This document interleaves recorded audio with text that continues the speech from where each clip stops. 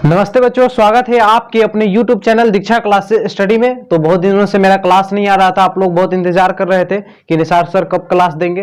तो चलिए आज से हम क्लास रेगुलर देंगे, ठीक है। तो आज हम क्लास हिंदी का लेकर आए हुए हैं, बट मेरा हिंदी विषय नहीं है, हम हिस्ट्री पढ़ाएंगे, ठीक है। हिस्ट्री बहुत जल्द आपका हिस्ट्री का भी क्लास रेगुलर आएगा।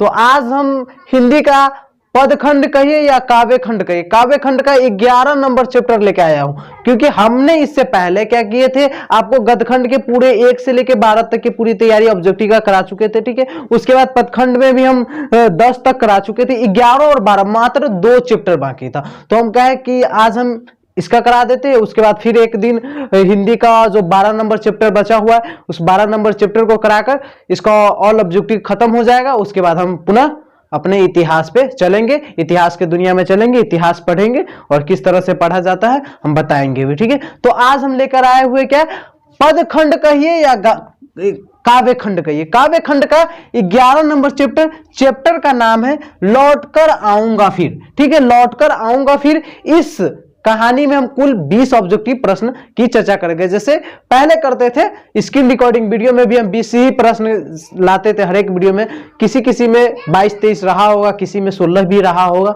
तो हम रेगुलर हिंदी की क्लास लेकर आ रहे थे, तो ऑब्जेक्टिव इसी तरह से कराए। अगर आप देखे नहीं हो तो सभी क्लास देख लीजिएगा, क्योंकि बहुत इंपॉर्टेंट क्लास है। ऑब्जेक्टिव ज्यादातर मैंने भी रखता है बिहार बोर्ड में। तो ऑलरेडी हम हिंदी के पूरे चैप्टर करा चुके हैं, 2 चैप्टर बाकी, बस 2 चैप्टर हो जाएगा। उसके बाद वर्णिका में पप्पू सर आपको 1-2 चैप्टर कराए हुए हैं। अगर पप्पू सर से संभव हो तो पप्पू सर ही आपको वर्णिका के पूरे ऑल चैप्टर करा देंगे, या नहीं तो हम ऑलरेडी करा देंगे, ठीक है। तो देखिए हम पढ़ेंगे आज क्या, लौटकर आऊंगा फिर कविता, जिसका लेखक है जीवनानंद दास। पढ़ेंगे नहीं, ठीक है। इसके बारे में सिर्फ ऑब्जेक्टिव क्वेश्चन पढ़ेंगे, कहानी नहीं पढ़ेंगे, नहीं इसका पदखंड कविता पढ़ेंगे। क्या पढ़ेंगे तो सिर्फ ऑब्जेक्टिव क्वेश्चन पढ़ेंगे और लेखक के बारे में जानकारी लेंगे, जो मूलभूत जानकारी हमें लेना आवश्यक है। तो सबसे पहले हम जान लेते हैं जीवनानंद दास का जन्म कब हुआ। तो देखिए जीवानंदन दास का जन्म कब हुआ, तो 1900 ईस्वी में। कहां हुआ, तो बंगाल के बारिसाल में, ठीक है। बारिसाल एक बंगाल के जगह का नाम है, वहां पर जीवानंदन दास का जन्म हुआ था। कब हुआ था, तो 1900 ईस्वी में हुआ था। कहीं कहीं पे आपको 1899 देगा, कुछ 24 अक्टूबर ऐसे ही करके, ठीक है। 24 अक्टूबर करके देगा आपको 1899। तो वो गलत है, ठीक है। जो बुक में यह दिया है तो आपके इसी हिसाब से क्वेश्चन भी पूछा जाएगा बिहार बोर्ड में कि जीवानंदन दास का जन्म कब हुआ, तो सीधे वहां पर रहेगा 1900 ईस्वी। तो वहां पे क्या है, इसी पे क्लिक लगाएंगे, यानी तुक्का मारेंगे, अन्यथा कोई पे नहीं मारेंगे, ठीक है। क्योंकि रियल नहीं पूछता, रियल में तो बहुत सारे कवि का जन्मदिन, डेट और तारीख के साथ हमने याद कराए हुए आपको, बट डेट नहीं पूछता है, ठीक है। सिर्फ वहां पे साल पूछता है कि किस दिन किस साल में उसका मृत्यु हुआ, किस साल में जन्म हुआ। तो हमने जान लिया कि जीवानंदन दास का जन्म 1900 ईस्वी में बंगाल के बारिसाल के एक छोटे से गांव में हुआ था। उसके बाद हम जानते हैं जीवानंदन दास प्रसिद्ध बंगाली कवि थे, जो यानी बांग्ला कवि, ठीक है। बांग्ला कहते हैं वहां के भाषा, एक हम यहाँ पे ब्रैकेट में लिखे हुए हैं आपको बताने के लिए। बांग्ला एक भाषा है जिसमें जीवानंदन दास बहुत अच्छे कविता गाए हुए, बहुत सारे चीज किए हुए, तो बहुत प्रसिद्ध है वहां। जीवानंदन दास रविंद्रनाथ टैगोर के बाद जितने ज्यादा अभी तक सम्मानित किए गए, तो जीवानंदन दास को ही सम्मानित किया गया था पुरस्कार से लेकर हर एक चीज में, बांग्ला के क्षेत्र में, यानी बांग्ला कवि के क्षेत्र में। उसके बाद देखिए मेरा दूसरा टॉपिक लिखे हुए प्रसिद्ध साहित्यकार। जीवानंदन दास एक प्रसिद्ध साहित्यकार भी थे।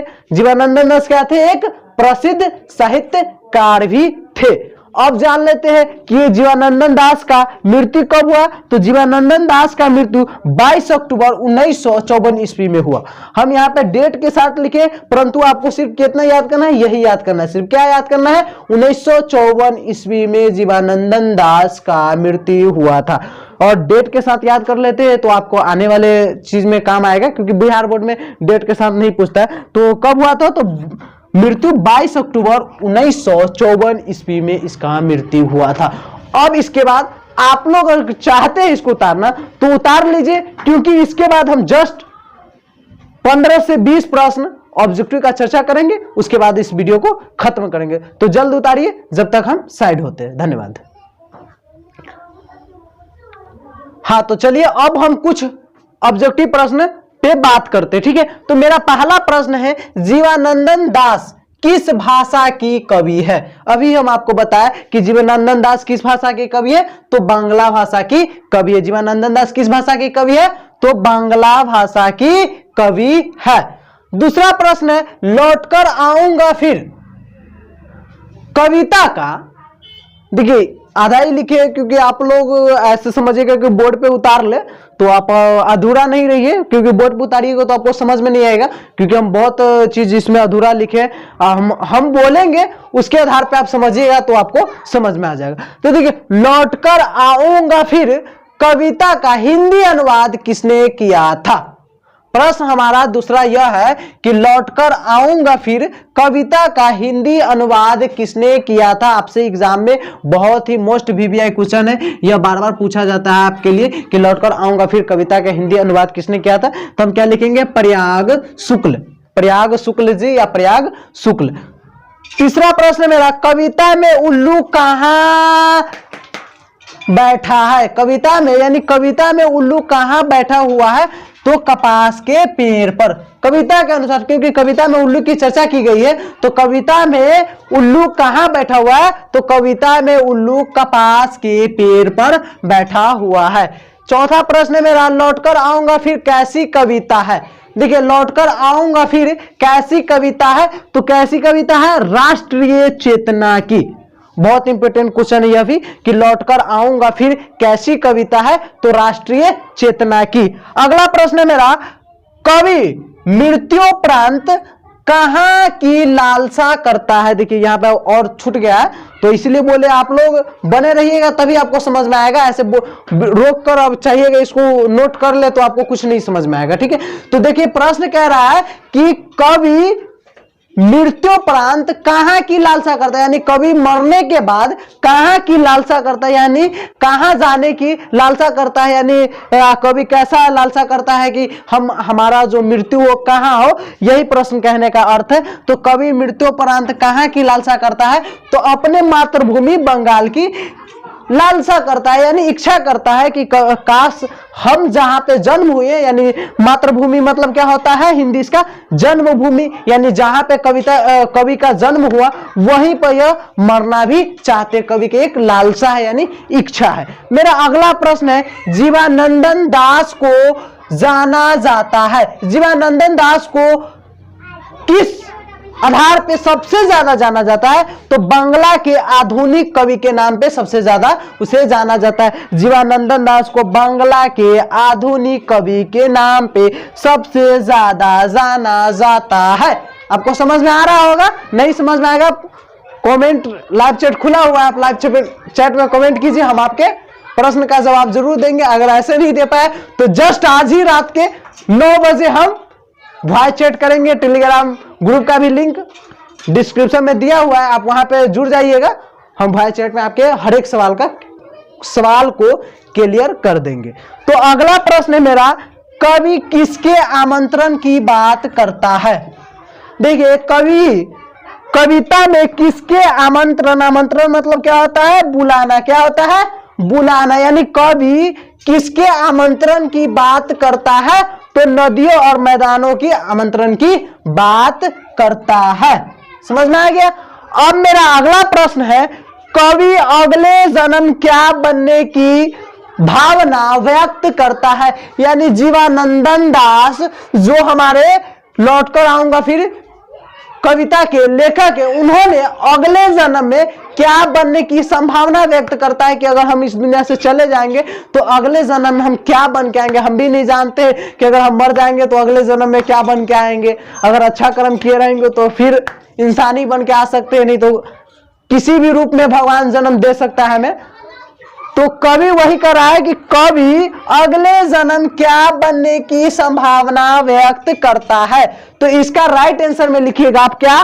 कौवा, हंस, उल्लू, सारस। ध्यान रखिएगा, आपको फंसाने के लिए कहीं पे कावा दे देगा तो हंस को छोड़ देगा, कहीं पे उल्लू दे देगा तो कावा को छोड़ देगा, तो वहां पे फंसिएगा नहीं। बस यही 4 है, ठीक है। कौन कौन है?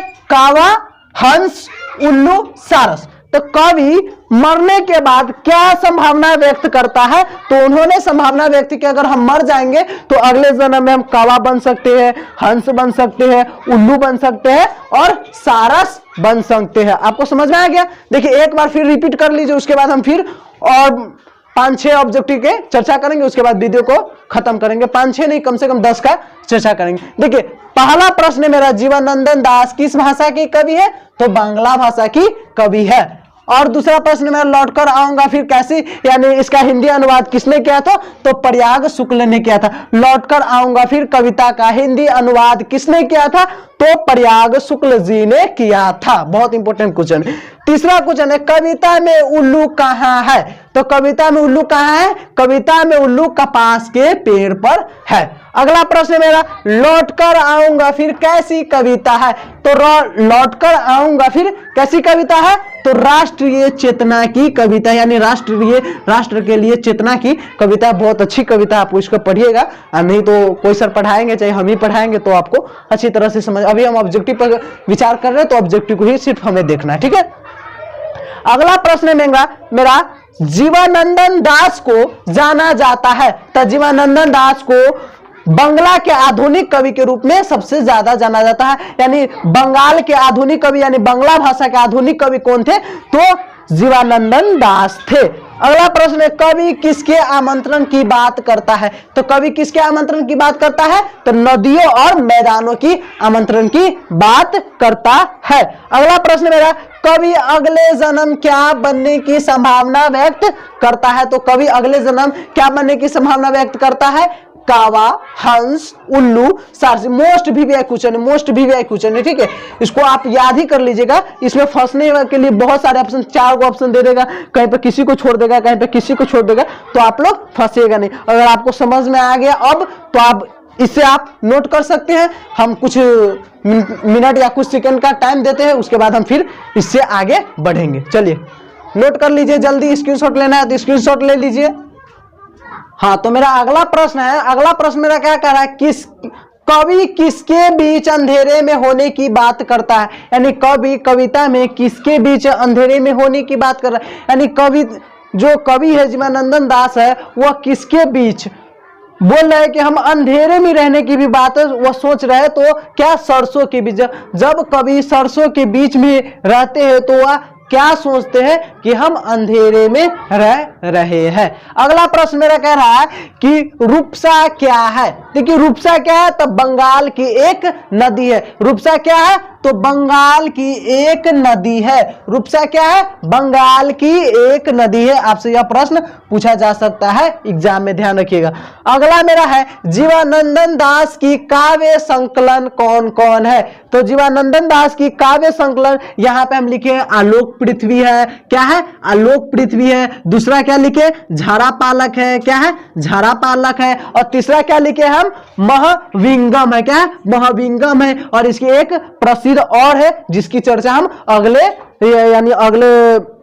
क्वेश्चन में करेंगे। देखिए तो अब मेरा फिर अगला प्रश्न क्या रहा? अगला प्रश्न क्या कह रहा है? जीवनानंद दास की श्रेष्ठ प्रेम कविता है। यही है काव्य संकलन जीवनानंद दास की एक सबसे महत्वपूर्ण काव्य संकलन। कौन काव्य संकलन? तो वनलता सेन। कौन? वनलता सेन। क्या? वनलता सेन, जो जीवनानंद दास की सबसे श्रेष्ठ प्रेम कविता है। क्या? श्रेष्ठ प्रेम कविता है। अगला प्रश्न मेरा कह रहा है, अगला प्रश्न मेरा क्या कह रहा है कि वनलता सेन काव्य संकलन के लिए जीवनानंद दास को कब काव्य ग्रंथ के पुरस्कार से सम्मानित किया गया? यानी वनलता सेन काव्य संकलन है जिनके लिए जीवनानंद दास को कब एक श्रेष्ठ काव्य ग्रंथ के पुरस्कार से सम्मानित किया गया। यानी जब इन्होंने लिखा था, कौन का? वनलता सेन श्रेष्ठ प्रेम कविता, इनके तो इन्हीं से सम्मानित, यानी इन्हीं के पुरस्कार, यानी इन्हीं के बदले से पुरस्कार कब मिला था? तो 1952 ईस्वी में मिला था। फिर थोड़ा सा ध्यान से आप समझ लीजिए इस प्रश्न को। प्रश्न क्या कर रहा है? वनलता सेन काव्य संकलन के लिए जीवनानंद दास को कब काव्य ग्रंथ के पुरस्कार से सम्मानित किया गया? तो कब किया गया? 1952 ईस्वी में किया गया। अगला प्रश्न मेरा एक लास्ट प्रश्न है, जो लास्ट प्रश्न है यह बुक से है आपके, यानी इसी चैप्टर से। यह प्रश्न उतना मायने नहीं रखता। लड़की की नाव कैसी है? तो लड़की की नाव कैसी है? तो पुरानी नाव है। आशा करते हैं आपको चैप्टर नंबर 11 हिंदी के अध्याय अच्छा लगा होगा। बस अब एक चैप्टर बचा हुआ है, चैप्टर नंबर 12 काव्य खंड की। ठीक है, तो हम अगले वीडियो में उसकी चर्चा करेंगे। तो आज के लिए इतना ही। Thank you so much. अगर अच्छा लगा वीडियो तो लाइक कीजिए, सब्सक्राइब कीजिए और अपने सारे दोस्तों में शेयर कीजिए। धन्यवाद। Thank you so much.